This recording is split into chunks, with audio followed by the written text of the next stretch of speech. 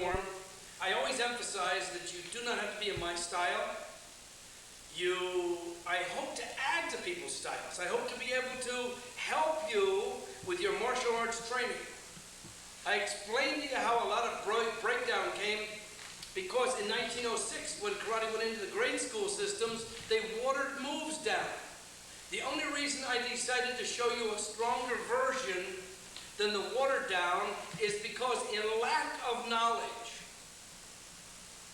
people in the United States have developed good self-defense techniques, mean self-defense techniques, in some cases superb. Some of our top fighters I think they're some of the best in the world. And I'm proud of them. But that's still a sport version, and they got a good self-defense, but if the self-defense maybe had come out of their kata, maybe they'd be a touch better than they are. So that even they could improve by watching my tape maybe. But I'm hoping you do, because in the United States, I know a lot of people that were first, second degree black belt, and they left their instructor, and they in fact got no other instruction. And just because of years, they made themselves second degree, third degree. I was with a very old Okinawan person, and he said to me, people come to Okinawa. He said, only get 1, 2 degree, never come back, no more study. How come United States, everybody high rank? They left the school, and because they thought they had years in, they went to third, they went to fourth, and sometimes, I don't accuse anyone of this because I try to straighten out a situation, but sometimes they up their own rank. And I don't worry about that because in my system, I don't care about rank. Rank doesn't mean anything. It's the technique you know, and how you know it and how you apply it. It's like doctors. Doctors don't care what they are. They worry whether they're a surgeon or an eye doctor or a foot doctor. I worry about my technique and how good I can get them and how rapidly I can fire them on my opponent. That's what you should concentrate on. In the martial arts, we're all brothers. We should all stick together. We have so many martial artists to feud. And yet there's so few martial artists in the United States. That's when you should stick together and the martial arts would grow together. I go all over the United States. I teach seminars to try to educate the people, but my main thrust is to get them to appreciate a kata or form. If from coast to coast I could get everybody thinking my theory in their style, they can do their style and think a deeper meaning to their kata tournament, the kata portion would be more watched than some of the other portions. Because there's such a deep meaning, and you have read over how many years that in the Orient it might take 10 years to develop one kata. A whole life sometimes. You've also heard that an Oriental man might get to be a very old person and can still do self-defense. I just had a seminar out in the Midwest, and a man came in that was a 70-year-old black belt. He had his 2 sons with him, and one was 17 and one was like 21. They were strong, bigger than he, and faster. I said to him honestly, I got him aside, I said, how long have you been in the martial arts? He told me 30 years. I said, are you blocking and punching? Yes. Do you do katas? He said, yes.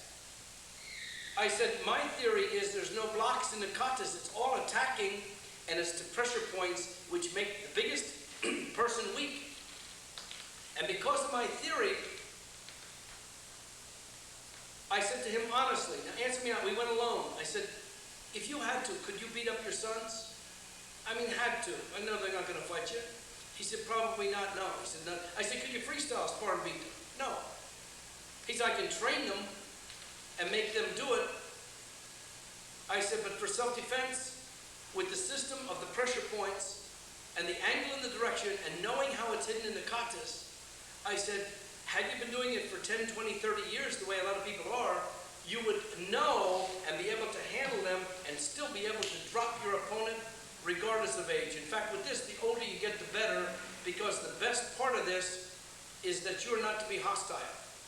To attack someone, you've got to be as mellow and mild so that your energy flow through your body is the greatest and you control it. I try to teach you some weaknesses so that it enhances your style. I don't care if you're 4th or 5th degree black belt, you made yourself that. You can stay that. I don't care. I know what you're thinking about my rank. Some people don't like my rank, I don't care. The style is what matters. I try to help people. I'm going to show you some weaknesses that I hope enhance your style.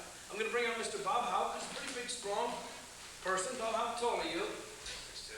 He's 6'2", and he's how many hundred pounds? 800. About 230. About 230 pounds. He's one of the students here at the Dillman Karate Institute, and I want to give you a couple experiments that you can do at home. I want to get things natural, and I want you to try these at home because it will improve the form that you do. I have to use this man's weight against him. To beat a person that big, you have to know movement, angle, and you have to be fast. This particular person, and aim towards the camera so you can see my test. What I'm doing is just going to move his arms. It's a simple test you can do. Take any strong person in your school.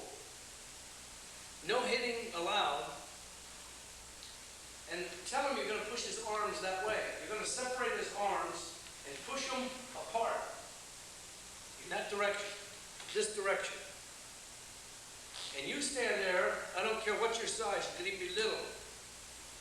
Now Bob, I'm going to push your arms that way and you're to resist.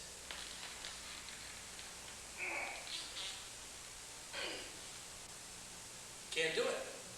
And you try it with somebody. Now I'm going to push his arms inward. This way. And he's to resist. I mean, you see, I'm telling you. The whole idea is, in a self-defense situation, he doesn't know which way you're going to move his arm. But I'm going to push his arms in, and he's to resist. Ready? I'm giving him a chance. Now you're supposed to resist. That means not allow me to do it. That's in the dictionary. Not, here they come, this way. Not this way resist. This way, the person can't resist because the human body lacks muscle right here. You have no muscle in this V in through here, down the center. And to push someone's arm, let's just use one, put that back here. To push someone's arm this way is wrong for that reason. A lot of schools that I go into correct this the minute they see this little demonstration. They change the way of thinking. I don't care what style they are. I have Taekwondo schools all over the Midwest that follow my way of thinking. I have Okinawan schools in the South. I have Japanese schools in the North, and they've been all following at least this theory. If it's a theory that I can prove, then if you don't follow it, you got to be open-minded. You got to be open-minded. If you read Gichin Funakoshi has a book, Karate Do My Way of Life, and he says in the first part, you have to be open-minded and be ready to share and learn from other people's techniques. There's been stories in the magazines by some of the leading masters just recently saying that you should be open-minded and share another style. Yet everyone is closed-minded, they don't want to share anyone's style, and they don't want to see, but you can learn from that. If I am pushing, get a little bend here because I want to keep this in camera. If I am pushing the fist towards, resist, his shoulder, I cannot. But he can push me down, he can push mine. Because I lack muscle here too, I'm no different than anybody else. There's no muscle in this section of the chest to reinforce that. Yet pushing out, I am pushing into chest, shoulder, arm, back.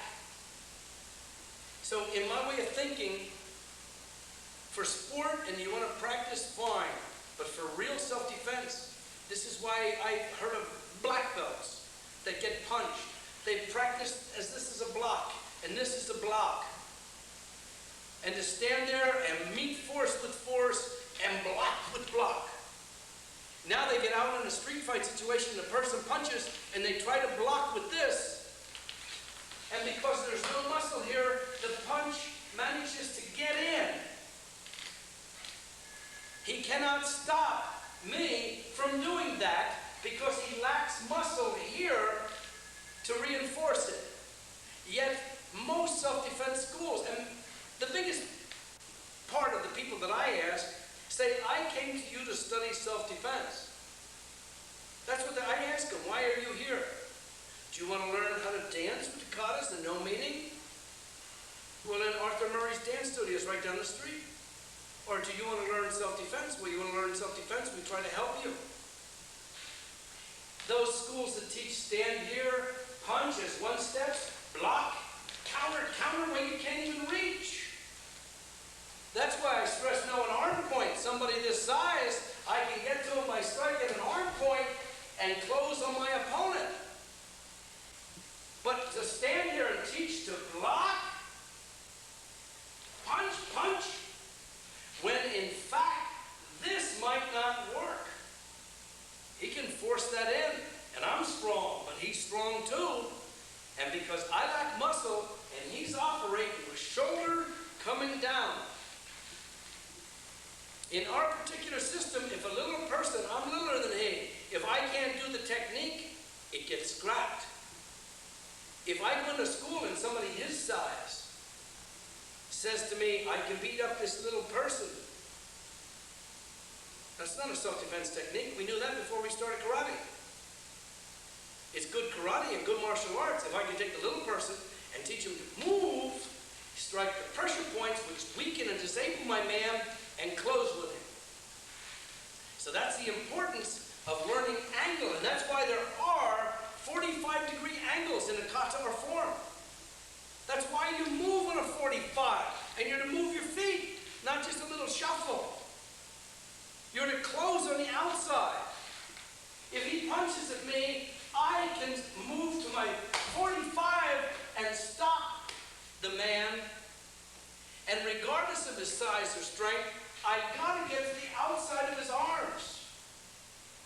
I was teaching some people doctors just how to handle people in a mental institution, and we taught them just to move outside an arm, and it worked. Because I have the muscle. He can't. He does not have muscle here, and I'm pushing towards no muscle with my muscle, and I tie up his other hand. So for self-defense, to stand here and do this is improper. I have a friend of mine that has a school in Newark, Delaware.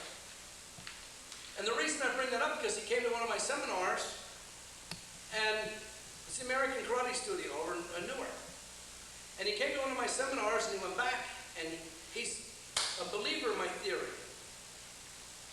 In fact, he's studying the daylights out of the theory. But the reason I bring that up is because he went back, and he had a small girl working a self-defense technique against the instructor.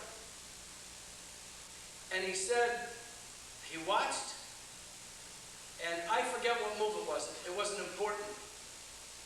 But let's say it was even the grab and the break or something.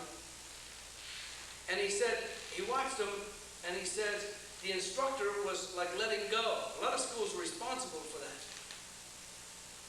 They'll say, grab me, okay? I'm going to knock your arm off and attack you, where in fact he doesn't hold on real hard. You see what I mean?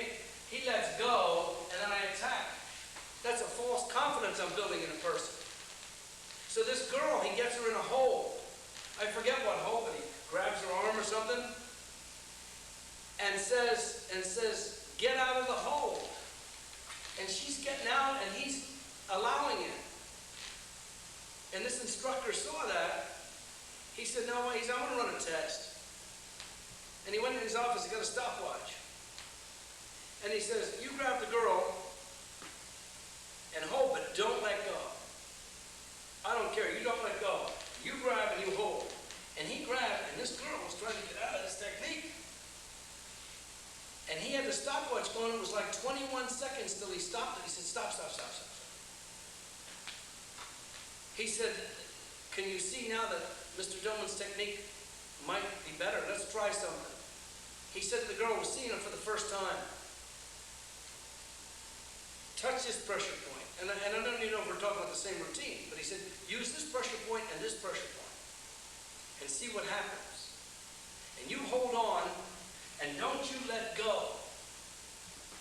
and she only rolled on the pressure point, and wham, the guy went down, and she was out of the hold in less than 2 or 3 seconds. He couldn't get the watch punched. And he said that proves that the theory works, because we were up to 21 seconds without. So the pressure point theory and knowing the pressure points is the answer. Learning how to use your opponent's body is the answer. And learning how to use your opponent's weight against him is the answer. You take the body here. We have the center of balance. And the center of balance, when a person's standing up with the feet together, is right at the midsection. What does the center of balance tell you? It tells you how your opponent is going to fall. Anyone hit below the center of balance is going to double over at you. Right? If I punch you in the groin, which way are you going to go? That's right. If I punch you here, you're going to double. If you punch below the center of balance, your opponent's always coming at you. So it's improper self-defense technique for a little person to stand here and punch you in the groin. His head could come over so fast and knock the little person out. That's an improper technique. Above the center of balance means your opponent's going to go this way, away from you. Any technique I use, he'll go that way, above the center of balance. Any technique up there, he'll go this way. Even right here, even just right above it, he'll go that way. Seesaw, equal. Our pressure points, I've spoke on all the tapes that we're doing, on the pressure being a tiny little circle, double action. If I hit somebody below, if I'm going to use this weight against him, and I take this man, I just hit him, bang! That might hurt him, it might knock him down. But how do I use this weight against him? Like a seesaw, I balance it, and I attack low, and then I hit high. It's going to hurt more. If I just hit him, only X amount of hurt. But if I attack low, and he's doubling over, and then I strike, I get maximum power, and I'm using his own body weight against him. Do people see that? I get him doubling over, and then I hit. That's how a 100-pound person can hit as hard as a 200-pound man. Knowing this, knowing angle and direction, so you're not going into muscle, you're going where there's no muscle. Kick him low, he starts to double, and hit him high, and most katas take that into consideration. Because I can hit him high, he'll go this way, and kick him low. If you kick somebody in the groin, he's going to back up on you. But if you hit him first in the face, he's going this way, and then kick him in the groin as the groin's coming at you, you get maximum effect, and now you're using the man's weight against him. But the center of balance, the ball moves. The lower this man gets, the higher the ball. Which means even hit here now, he will still double over. And if he gets low, it's up here. That's why boxers crouch and put the back foot up. Because they want the center of balance up here, that if they are knocked out, they will fall that way. They don't want to be caught up and knocked backward into the ropes or the bar, corner post, because that's being hit under the unknown. In a street fight, I've heard stories, seen people that get injured more by the unknown than by the attacker. A man in a pub got hit. It wasn't the punch. He fell back into the bar and the chairs, and that knocked him out. Person in the street gets hit, gets knocked into a parking meter, a car, even off a curb, sprains his ankle, the fight's over.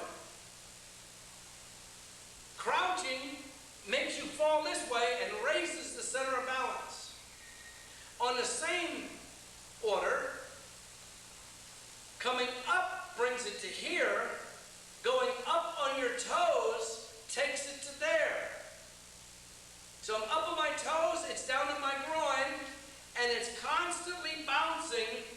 And in free fighting seminars, that is most important because the ball bouncing is used against your opponent, and every time the ball goes down, he is off balance.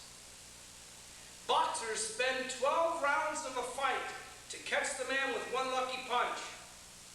When the ball is down here, it's a pro boxer's trick.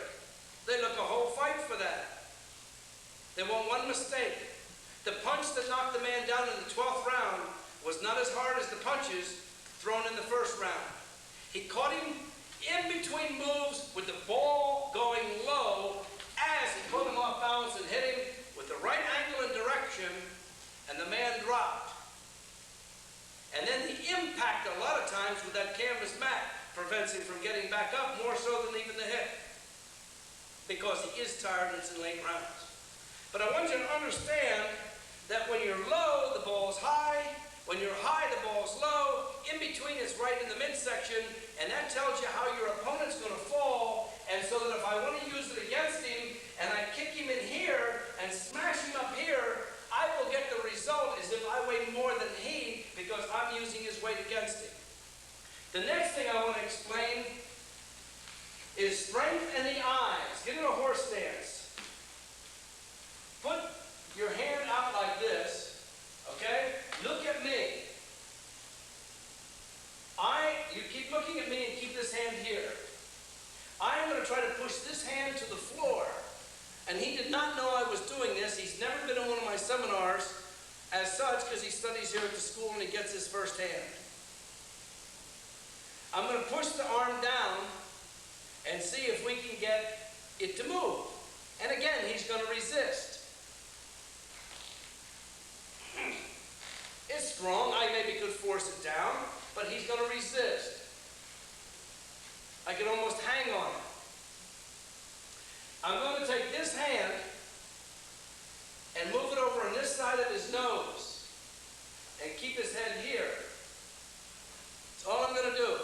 I just took this hand and moved it here and kept it on this side of his nose, and you keep looking here and resist. No, resist over there. You understand? You're to resist. Don't let me move that down. He's to be looking at me with that hand on that side of his nose. Everybody can do this at home. Get somebody up right now. Do it at home. Get your wife up. Do this. Look ahead, though. And I'm going to push it down and you resist. Easy. Look. His strength is gone. And that's how important the eyes are to a kata. If he's not doing a kata and looking, the energy doesn't go that way. Guides the energy, and because this half of his brain controls this hand, this half controls this hand. It seems funny, but in reality, when I put this hand on this side of his nose, this part of the brain don't know where it went. It's gone. Lost it. It doesn't know where it's at. So while it lost it, this hand becomes weak worrying about it. Everybody can experiment with that. And I don't believe in putting the cellophane on the head. People do that. It's almost the same type of thing. That's a different type of motion, because that's psychological. I get him here when he's doing a kata like the hanchi, which is short, or the piñas that we just did on another tape. If his head and eyes are not between his hands, he's not fighting with the use and help of nature. You don't see boxers. Boxing evolved as a natural thing. And boxing is a natural thing because it got created, animals in a ring punching each other, but you'll see that they look between their hands this way. Only people you see do this are karate people. The head and eyes, if it's not between the hands, it's not natural. You won't see a high-ranking master that knows what he's doing fight you side stance, fight you like this, or like this, or like this. Like this, maybe, with the eyes have to be between the hands, just as a boxer moving at an opponent has to keep his eye on his opponent, and this hand here and this hand here. The minute this hand crosses that nose or center line, this hand is weak, and this hand can be shoved into it because I do not have muscle to stop it through here. So neither hand does me any good. All I have to do is catch my opponent with a hand here, and I have both hands. But I'm explaining how and why, and do that little experiment, and have the man put an arm out, and keep the hand on this side of the nose, and you can't push it down. Put it over here, and you can push it down. Are you resisting all you have? Yes, he is. Pat, you come out and do this. Get Pat to do this. Pat Kosmowski is one of the students. She's only a white belt, but I just wanted to feel the results because she's sitting there like she doubts that this works. We're going to hold this here, and you keep it over here, and you resist, and you try to push that arm down. Hard though, right? Oh, you cut out. No. It's just a test. Now, don't move. Keep it here. Now push the arm down. See how easy? It wasn't that easier, wasn't it? And he's still resisting. That's how important the eyes are to a kata. Okay, sit down. We use a technique in a kata, and it tells you how to set somebody up for the next technique in a kata. For instance, a lot of styles do the H pattern. They go here, here, here. And then they go here, here. H pattern kata to me is working a student against grabs primarily of the right arm. Primarily the right arm. That's why this arm goes up top. I ask people, what's this move for in a kata? They don't know. They think this is down blocking a kick. And this is punching. This is down blocking a kick. You have an opponent here, you punch him. Now all of a sudden you have an opponent back there that you can't see, but you know he's going to kick and he can't punch because that move ain't in the kata. This move is a self-defense technique. When someone grabs you, they are most likely going to hit you with the other hand. So as a person grabs you to hit you with the other hand, Ron, you come up. I'll demonstrate this so the camera can see, but as he grabs me, I'm not worried about whether that hand gets off. So many schools spend so much time worrying about how to get out of somebody grabbing that arm. It's fine to know that in case it's a little self-defense situation you're teaching kids. I work with kids on that because if a kid grabs another kid, he can't smash it. But if a person grabs with that arm, I don't have to worry about what he's doing with that arm. That arm's free and clear. It hasn't hurt me yet. I have to worry about why he grabbed that arm. They usually grab you with one hand, going to punch you with the other, which means he's going to punch me with that hand. Angle and direction on this pressure point is towards the fist. I showed 6 pressure points on my tapes. Angle and direction on these two are towards the fist. If he grabbed that hand, I would smash this way, and does not that look like the move in a kata? And if I hit it, it numbs that arm. And then when I come down with this move, it's going to numb that arm. Both arms are numb. I step in for the kill. That's just this. That's what this is for. Sideways gives you body English to hit that pressure point from the right angle in the right direction, and the body English to back it up in case you're a little person doing it on a big person. I said the energy flow comes down, comes over, comes back. Striking that way on this side towards the thumb. You can even at home rub your arm up. You don't feel anything. But rub it south towards the thumb, and it makes it go to sleep and tingle. A person can't find if it's tingle and goes to sleep.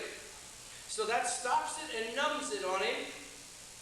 He had a hold of that arm. You numb that arm, the left arm, and you strike the right arm, then knocking it off, and close for the attack. That makes a lot of sense. But what also makes a lot of sense is we turn around. We turn around and go that way. In kata, you never turn around and go the other direction unless you are working a self-defense technique from the back or the side. You're not turning back there to block a kick. How did you know he was back there? Ron, you're back there now. I did this on Ron, and now he grabs that arm.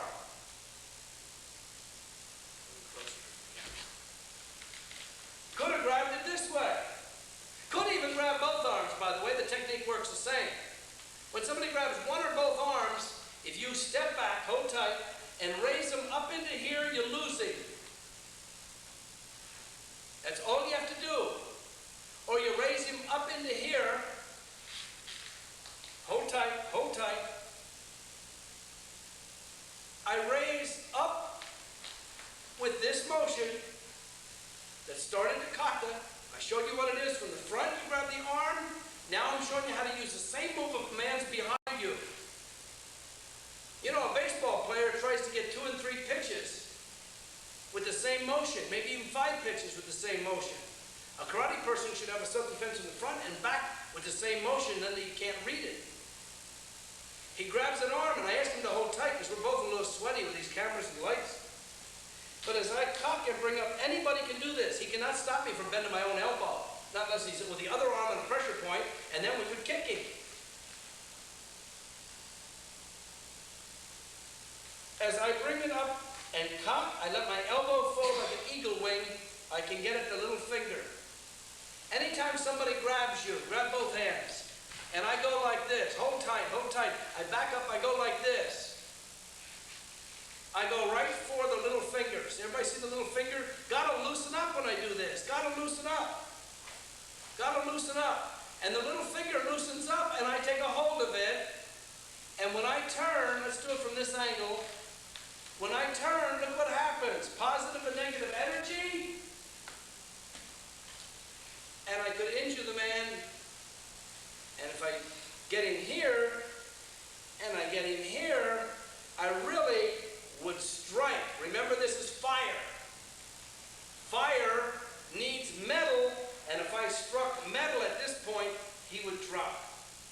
And I would probably break or injure the finger, and he would pass out. I'm on fire, and I strike metal. And then the punch would finish my man. So just H pattern kata. Just an H pattern kata from the front. 1, 2, 3, 4, 5 is already several self-defense techniques. Already several self-defense techniques. A lot of the techniques in the pinyan katas or the heons fit together. For instance, I told you in an earlier move that this is not blocking a kick. It's on these pressure points on the arm. He grabs me. I am catching this pressure point, and I raise him up to break his leg. We have it in Pinyan 4. Now, some people do this different. I'll just show you my version. But in Pinyan 4, we turn and we go like this.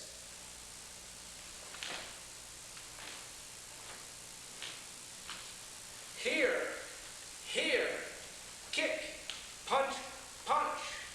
I was originally told that I'm turning, which I didn't know it was there. That's a self-defense from behind. And I was blocking a kick. Now the man tried to grab me with 2 hands at once. How did I know that? And I did this.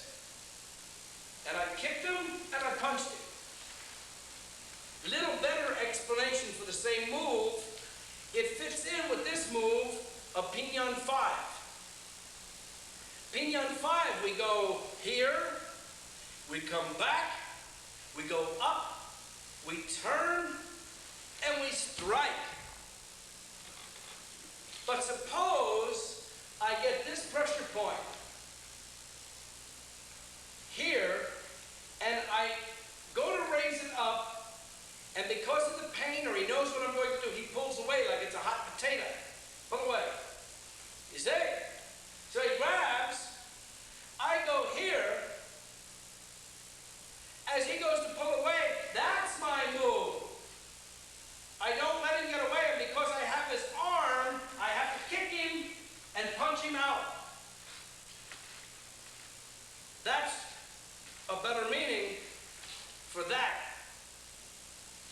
Because in Pinyin 5, we go for this and we pull him back and trap him. If he grabs, I catch this point, I pull for here. When I go back out with it while he's up, I go back out with it like that. And this is the way it is in Pinyin 5. He's going to drop down, and then we punch. Come over this side so you can see that. This move in a kata, I ask people, how many are going to use this in a tournament? This move. What's it for? I read in a magazine it's blocking a bow stick. You going to block a bow stick? Stick your hands up. Anybody going to block a bow stick with your fingers up like that? I just read in a magazine it's blocking a stick. You already know that this is a heart pressure point. A heart pressure point. Small bone of the arm. Small bone of the arm. Why would you block up with the two small bones of the arm and your heart pressure points? Whether it's hand or that.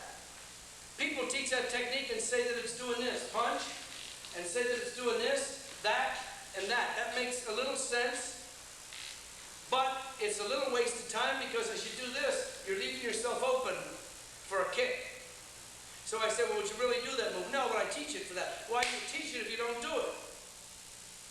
This move is a reinforced move to help the other hand. If a little person does a technique on a big person, Bob, come back out. You're big. Ron, sit down now. Anytime I catch the person's hand, or it can be his fist, and I catch the hand, and I have it here, and I want to turn it, I can put him down. He knows that. But don't go. Resist. Resist. Putting my hand over this pressure point weakens the fist as I cut over it. And as I turn him, I go to this pressure point, which weakens the wrist. So I get the fist, the wrist, and I really come like that, which is the move in the kata. I come here, over the fist, over the wrist, and my man is going to drop. Because this move, in fact, helps it. Most important part of that move is to pull below the breast. I'm careful that I don't do that there because you're liable to break the man's wrist. You have to be careful if you practice any of these things at home that you use the same restraint. You don't just grab it and do that because the man's arm is in a vice. From different styles. When I said earlier that you have to be humble, you cannot go into your own school and bring out the fact that this technique's better than that technique, or you might have an instructor that'll show you a few techniques he hasn't shown you yet. I try to show something that fits into everybody's style. I try to give you a reason, and it doesn't matter what style you are, but I try to give you a reason of the same move. Every style does this move. Every style does this move. Every style does this move. Every style does this move. Every style has this move in it. I have self-defense for all of those. What I want to cover now is stance and footwork. I mentioned early on that the stance is the most important part of self-defense. A horse stance.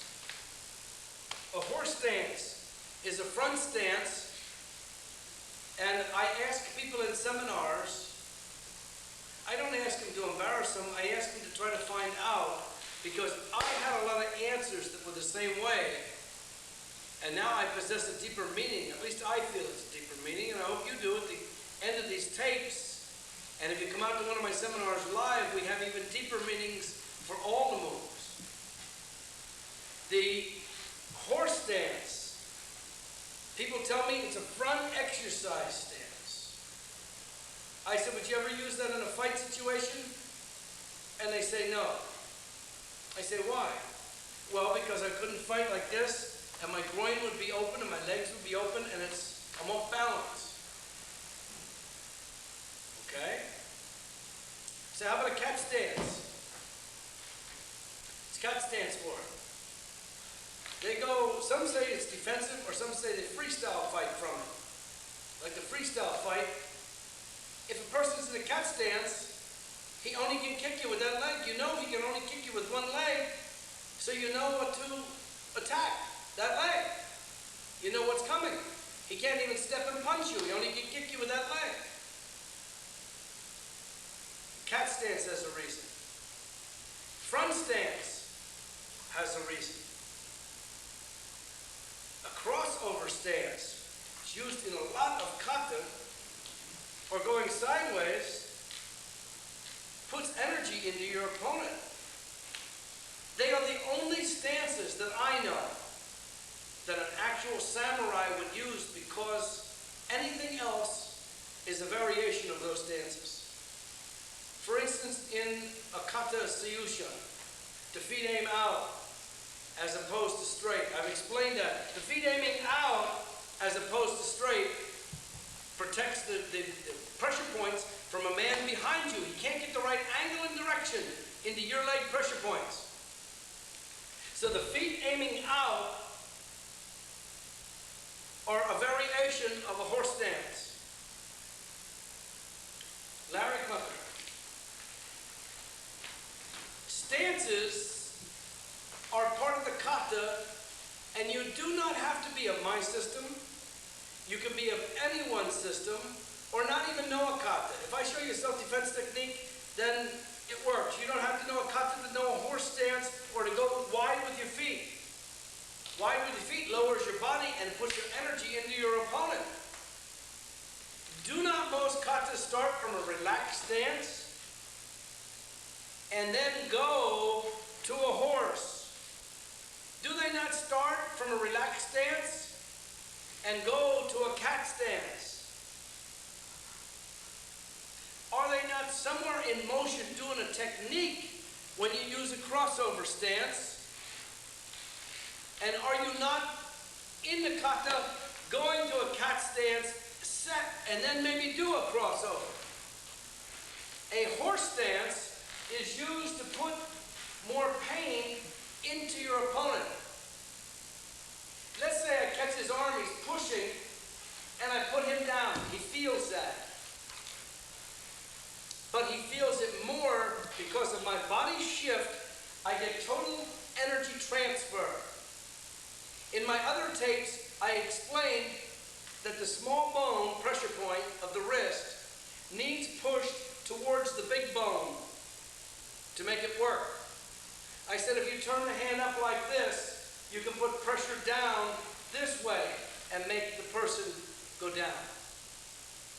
Let's say I catch his hand and I'm on the small bone pressure point, which is on this side.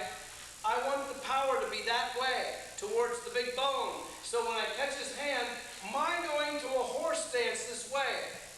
Now tell me in a fight situation that the horse stance is not needed, because when I grab this pressure point, that's the angle and direction I need to control my opponent. That going to a horse, and pan just on the feet now, just going to a horse stance puts my man down with more pain and puts me in a position to attack him while he is down. If I stand in any other stance and do the same type of move, he feels it, but he does not get the pain and the energy transfer as my cat stance. Cat stance does the same thing, and the fist. He makes a fist and waves it. This works. This works. This works. But the feet in crossover allow me to drop him right where I could hit him with an elbow or back fisting and put him in a position to open him up because of energy transfer of my move. A cat stance is a move that is used when you do not know what your opponent is going to throw at you. I don't know what he's going to attack me with. He's able to punch. He's able to kick.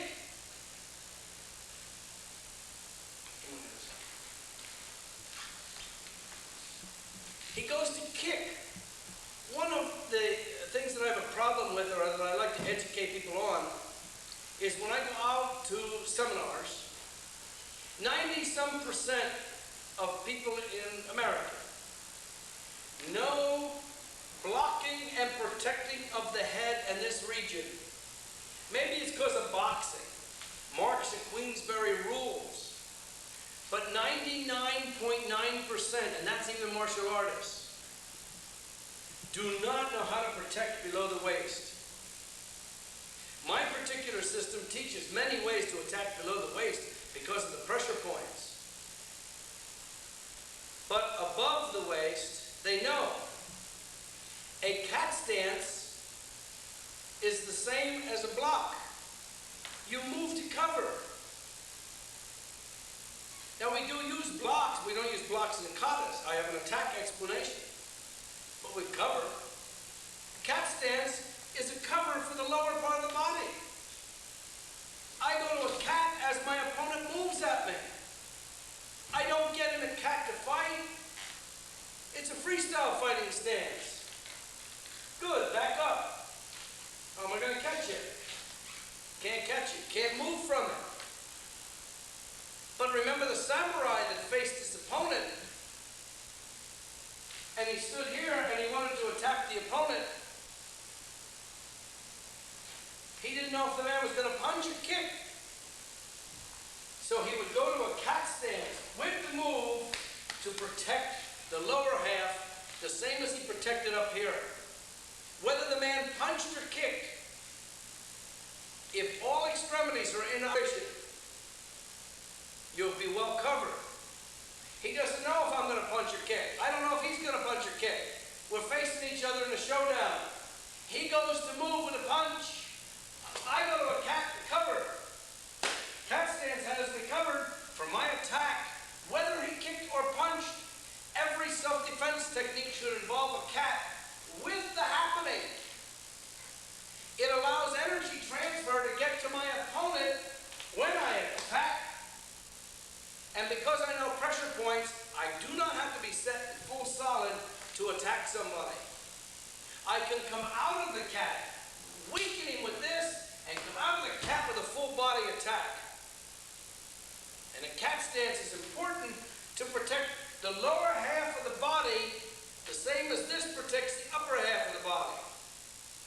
Let's say he's going to kick, and we'll do this slow because he can just kick at me and I won't use the hands, and if I go to a cat, the kick should not get in anywhere to a vital spot if the kick is done at the same time.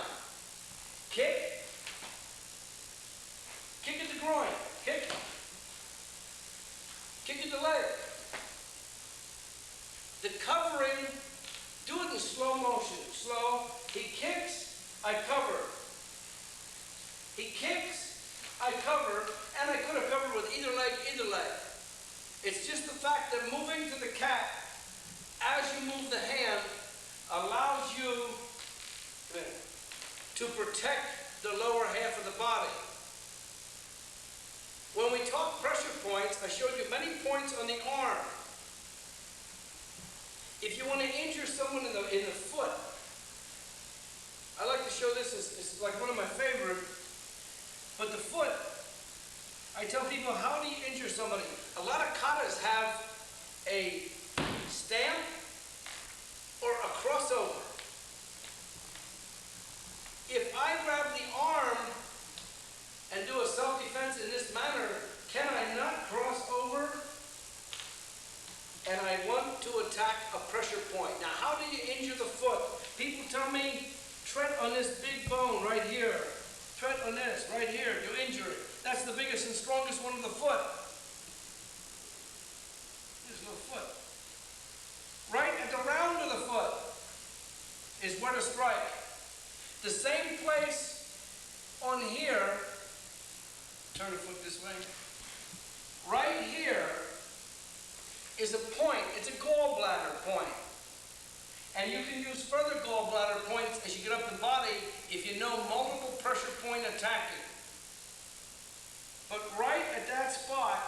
is a pressure point that will break the foot and drop your opponent. That's just with my finger. I usually, in demonstrations, I do it with my big toe. You have the big toe there? I'm on the foot right now. All I have to do is press and hit my man. It brings him down. That's where you kick or stomp to break or do damage to someone's foot, the same as you did it on the hand right here. And you would trap in and turn to really break the foot. But that's the weakest spot on the whole foot. Another place to catch your opponent on a kick is outside the thigh. And this angle, but are not the moves in the kata that are down on a perfect 45 angle. If an opponent kicks at you, keep with the right leg, you really catch him between the two muscles on that angle. And when you strike on that angle towards the other leg, it will buckle the other leg. And your man will go down. And that's without use of multiple pointings. If I want to injure him more and he kicks, okay, I can be on gallbladder, I can be on the inside or outside of ankle, the same as the wrist. If I catch his foot, catch his ankle, or touch a pressure point on the leg, or here on the inside of the leg, it hurts this point even more, and I don't want to do that because it drops in faster. This point, though, is most active when a man kicks at you because it stretches the nerve. He cannot kick without the nerve being stretched. And you would hit on that angle and cut in the same as this motion in a kata. And you cut in between the muscles and it will drop his other leg out from under him in a fight situation. Another vulnerable place on the body, he kicks outside the shin bone, 8 to 10 inches, but angle of direction under the shin bone and towards the front. You have 8 to 10 inches to strike, not a small pressure point. A person can be kicking and you hit him the same as you do the arm back towards yourself. These moves cannot be done in sport karate. You can't go up in a tournament and tread on somebody here, or when he's kicking at you, catch him between the muscles. They're going to injure or break the other leg. That move on that outside the thigh is designed to break that leg. Because as he kicks at me, I would strike it, bang, and he's going to fall down on that leg. And if I'm lucky enough, I would have kicked it before he fell. But if he kicks with the right leg again, and it could be the left, it's outside here, I'm just doing camera side, I hit this point towards me, the same as this move. But if I was backing away, isn't this natural? Hold your foot there. Isn't this natural for me to be backing away and hitting? And that's what I want, because when I catch that 8-inch strip from the ankle along the shin towards me, he does not feel the pain until he puts his foot back down. Understand? Did you know that or not? No. Okay. You're kicking. I'll let you feel it. I hit towards the shin, and I'm doing it mild. You would really hit it hard, and he sets on it. Oh, you feel that? It Charlie horses the leg. Are you all right? I did that twice. I shouldn't have did it twice. You okay? Yeah. When you just catch that once, as long as the person has his foot up and kicks at you, he doesn't feel it. He can kick again and again. foot down. And the minute he puts it down, the pain will shoot right up the whole right. Didn't you feel it go climbing up the body? So in a self-defense situation, he kicks at me, and I won't do it again. I would hit it and back away, but as he sits on it and does that, I would close for the kill. Now what I hope that you pick up out of this is some addition to vital points that you know. Everybody knows the throat. Everybody. Little children know not to hit them in the throat. Don't hit them in the eyes. The groin. The ears. They all know this one, both ears will hurt. They're vital enough. I don't feel showing some of these points. There's probably some people get angry I show these points, but I don't feel that you're giving that much away. I'm just giving a different area. I'm making this an art. To block and punch and punch and punch, and to learn another kata and just block and punch, and another one block and I'm going to learn another kata. Thank you, sensei. What's it involve? Blocking and punching. I thought the last one involved blocking and punching. I just watched a video somebody got me of an Okinawan master over in this country teaching. He's here visiting. And he asked the people, do you have any questions? What would you like to learn? And the person said, I'd like to learn another kata, sensei. He said, fine, and that's what I'll teach you. That to me seemed like a perfect time for an opening to say, sensei, I know 12 katas, or sensei, I know 15 katas. What does one of them mean? What does one or two moves in them mean? That's what I'm getting at. Ask questions of an instructor. Make him hunt the answers. He'll come up with the answers. And then you'll fully understand that this move, the kata, what it's for, and that moves like this could be against that outside the shin bone point, and that the pressure point theory that I do works. There are other people that teach pressure point theories. They have their way of thought. I have my way of thought. I just know that I've taken my study to muscle specialists, to nerve specialists, to major universities. Not one, but two major medical universities have been involved in my study. I have participated in demonstrations on pressure points to a group of Chinese people and was invited back to do advanced pressure points, and I was the only non-Oriental invited to do that. And I'm in on a study of all the pressure points in the body with angle and direction and how they fit together.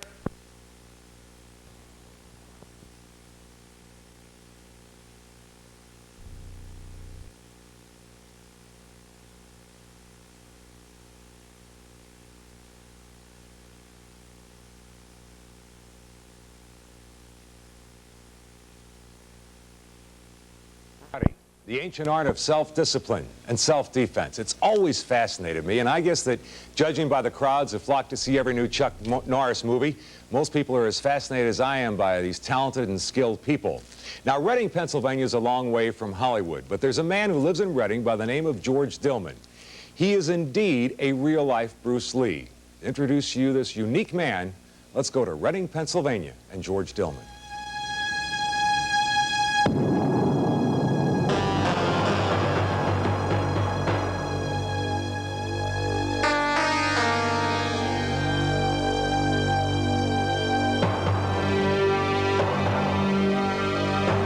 It's like a Dr. Jekyll and Mr. Hyde. I have to totally leave what I call reality, and I become another person. I just go crazy. I go into a trance. I go into another world, and it's the same kind of trance you would have to get in if you were in a fight situation.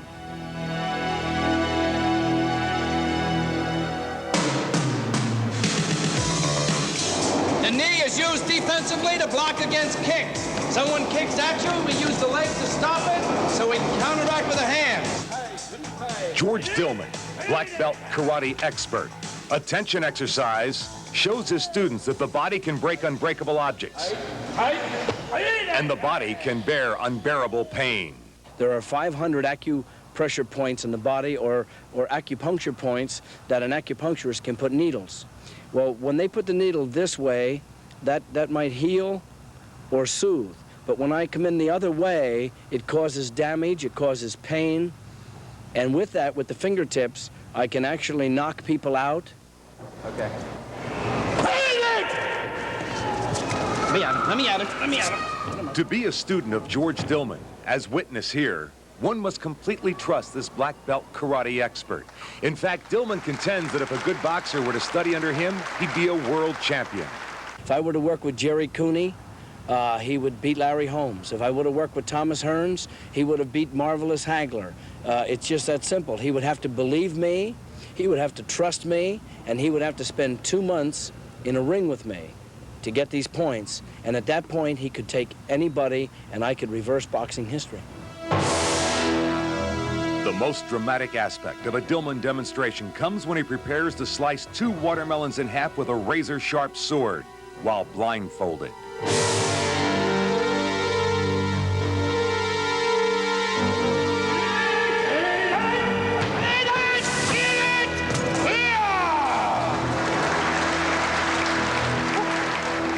I build a mental picture of everything that's going on out there, and then with the years of practice that I've had with that sword doing what we call qoute, or forms, I know that the blade is going to be on target. I just have to get a mental picture of where the watermelons are.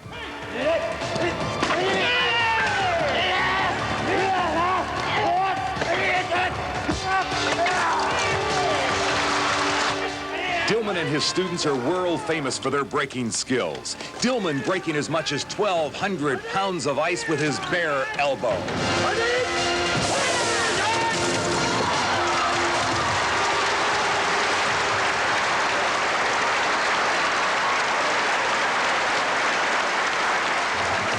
Breaking is a show portion of karate. We jump up and break wood, we break boards, the public likes to see it, but we only do that once or twice in a year.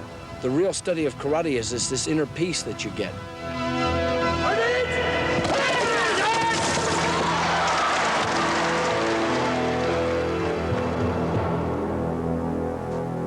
Boy, I'll bet you Tommy Hearns is glad to know now that he could have beaten Marvelous Marvin Hagler if he'd trained under George Dillman.